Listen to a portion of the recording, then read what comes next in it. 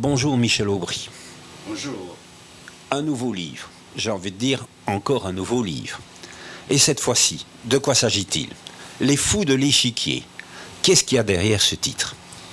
Eh bien, derrière ce titre, en fait, quand j'ai terminé le livre sur Gérard de Nerval, je me suis rendu compte que je n'avais pas pu traiter l'ensemble de sa vie, notamment la fin de sa vie, lorsque il doit être soigné pour des problèmes psychiatriques et notamment de dédoublement, et soigné par, je vais dire, des médecins modernes, notamment dans une clinique privée, celle de la famille Blanche, qui est très connue à l'époque, c'est-à-dire au XIXe siècle, parce qu'elle a soigné à la fois toute une série d'artistes qui en fait avaient des problèmes. Il faut savoir aussi que l'alcool aidant, plus toute une série d'une vie interlope, ont poussé ces artistes à aller chercher l'inspiration souvent dans des produits, de l'alcool, etc. Donc, à ce moment-là, je me suis dit, il serait intéressant, puisque je vais traiter la folie au XIXe siècle, suite au siècle des Lumières, à la Convention et à la Révolution, pourquoi pas ne pas utiliser ce livre pour faire une étude de l'histoire de la folie du Moyen-Âge, aux prémices de la psychiatrie, qui va donner notamment des personnalités comme Madame Dolto, comme Freud, etc. Et c'est l'avantage de la Révolution française et de la Convention, c'est qu'à un moment donné, on va dire les hommes sont égaux. Et donc, à partir du moment où les hommes sont égaux, il est évident que le malade mental a les mêmes droits que l'homme de la rue. Et donc, la Révolution va en fait changer toute la politique qui existait avant concernant les aliénés, et enfin se charger à étudier les maladies psychiatriques et à essayer surtout de les soigner autrement qu'on ne le faisait, c'est-à-dire au Moyen-Âge, ça se terminait souvent par le décès de la personne qui était pas toujours dite normale. Eh bien oui. Et pour ceux qui ne vous connaîtraient pas ou qui ne vous auraient pas encore lu, comment est-ce que on pourrait caractériser vos styles? Qu'est-ce qu'on peut dire du côté style? Eh bien, c'est une question très intéressante parce que j'ai voulu casser en fait toute une série de ce que j'appelle de classicisme, c'est-à-dire à la fois il y a la poésie avec la beauté des mots, etc., la prose et finalement l'histoire. Et je me suis dit, pourquoi ne pas avoir un style peut-être hétéroclite, un style peut-être qui, au début, désoriente les gens, mais qui est de mêler à la fois de la poésie, de l'histoire, et alors la prose. Ce qui permet finalement aux jeunes actuels, et c'est l'écho que j'en ai dans les écoles qui m'ont invité pour parler du livre, que les jeunes sont très intéressés par ce style. C'est-à-dire qu'au lieu de dire on étudie l'histoire de la période où l'auteur a vécu, d'étudier ses poèmes, et puis on passe au suivant. Ici, avec mes livres qui sont toujours historiquement vérifiés, revérifiés, on essaye d'aller le plus loin possible dans un mélange de l'histoire, de la vie de l'auteur traité, et également de, quelquefois, mettre une petite note de poésie, mais aussi de la prose, parce que quand on doit raconter certaines scènes, certains personnages, il est évident qu'ils n'entrent pas nécessairement dans le cadre d'un poème. Ici, dans ce livre qui traite donc de la folie du Moyen-Âge au temps moderne, il est évident qu'un certain nombre de personnages très importants qui ont joué un rôle, qui ont réussi et qui ont dû se battre contre la faculté de médecine de Paris, contre l'Église, qui n'en restait qu'à Galien, et toute une série de gens qui cherchaient à essayer d'améliorer le sort des aliénés. Il faut savoir que ce mot est moderne, il date de l'époque, parce que avant le fou était traité comme quelqu'un de dangereux ou quelqu'un qu'il fallait éliminer. Dans cette réhabilitation de la vie et de l'estime pour les fous.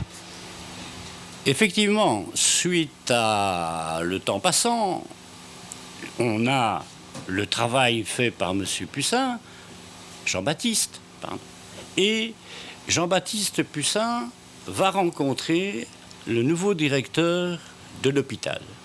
Ce nouveau directeur, en fait, est issu d'un salon de réflexion d'avant et d'après la Révolution française. Il va donc rencontrer quantité de gens qui sont en fait les gens qu'on parle du siècle de la Lumière. Et grâce à une personne, il va devenir directeur de l'hôpital Bicêtre. Et automatiquement, il va s'entendre avec Jean-Baptiste Pussin et il va se servir des notes que pour travailler sur les patients. Et surtout, ce qu'il va faire, il va ouvrir tous les cachots, ce qui semblait une folie, et il va permettre donc aux fous de se promener dans, l'enceinte de Bicêtre. Cela permettra aux fous de découvrir enfin la lumière qu'ils n'ont plus vue et tout doucement de participer à une partie de leur thérapie. De ces expériences, il va continuer et même il va pousser à ce qu'on utilise la camisole de force pour permettre aux malades dangereux qui pourraient se blesser ou blesser un autre patient, de pouvoir aussi sortir donc, et prendre l'air. Ce monsieur qui va mettre au point est un tapissier qui est également à Bicêtre, qui travaille à Bicêtre et qui va travailler avec cette équipe, Pussin, Pinel et ce monsieur Buisseret, qui va mettre au point la camisole de force. Dans le livre précédent, un certain monsieur Gérard, on m'a suicidé, on parle, derrière ce prénom Gérard, de Gérard de Nerval. Gérard de Nerval et la folie. Sa folie, c'était quoi? Qu'est-ce que vous avez pu apprendre à ce sujet? Eh bien, justement, c'est peut-être ça qui m'a poussé à faire l'histoire de la folie jusqu'au fameux docteur Blanche, connu pour avoir traité toute une série d'écrivains. Parce que, en fait, Gérard de Nerval ne dormait pas le jour et ne dormait pas la nuit. Il était en permanence en insomnie, ce qui, sans aucun doute, a influencé sa santé. Un soir, dans une taverne, il a vu un facteur. À l'époque, les facteurs avaient une plaque métallique qui les identifiait. Et dans un dédoublement de personnalité, il a cru que ce facteur était en fait un bourguignon, soldat, un Zincourt. Et de ce fait-là, il s'est rué dessus et a commencé à le battre.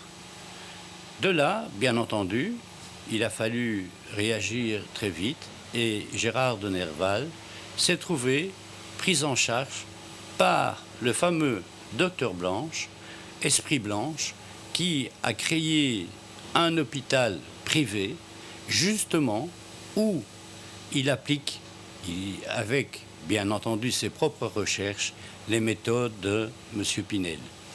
Et c'est ainsi que Gérard de Nerval va connaître toute une série de séjours à l'hôpital pour être soigné. Et ce qui est important par rapport au titre du livre de Gérard de Nerval, malheureusement, ces hôpitaux privés coûtaient très cher, ces cliniques, par rapport aux cliniques publiques où on traitait le patient en 10 minutes. Et Gérard de Nerval n'avait pas nécessairement les 3 000 ou 5 000 francs qu'il fallait payer pour le séjour à l'hôpital du docteur Blanche. Et c'est ainsi qu'il demandait un peu partout de l'argent, 300 francs, etc., à des gens, des amis, soi-disant, pour essayer de payer le docteur Blanche. Le docteur Blanche, patient, le laissait quand même et le traitait. Mais ce qui indique qu'à un moment donné, il a dû faire appel à des gens qui lui ont prêté de l'argent et de là, qui, à un moment donné, n'étant pas remboursé, aurait, pour moi, suicidé le docteur Gérard de Nerval et donc l'aurait amené à un meurtre et non pas à un suicide. J'ai donc ainsi essayé de faire la boucle sur la vie de Gérard de Nerval et mon parti pris sur son assassinat. On a pu vous rencontrer à la Foire du Livre, à Bruxelles, puis à Paris. Maintenant, quelle est la prochaine, j'ai envie de dire, la prochaine étape ? Eh bien, la prochaine étape, je dois dire, est assez rapide, puisque le livre vient de sortir. Et j'ai la chance, avec mon éditeur, de pouvoir être présent à la Foire du Livre de Mons, qui aura lieu le 26 novembre, dimanche 26 novembre. Et là, je pourrai dédicacer les livres, à la fois, bien entendu, Gérard de Nerval. Et s'il y a déjà des amateurs pour le nouveau livre, eh bien, il est tout frais et ils auront également droit à une dédicace.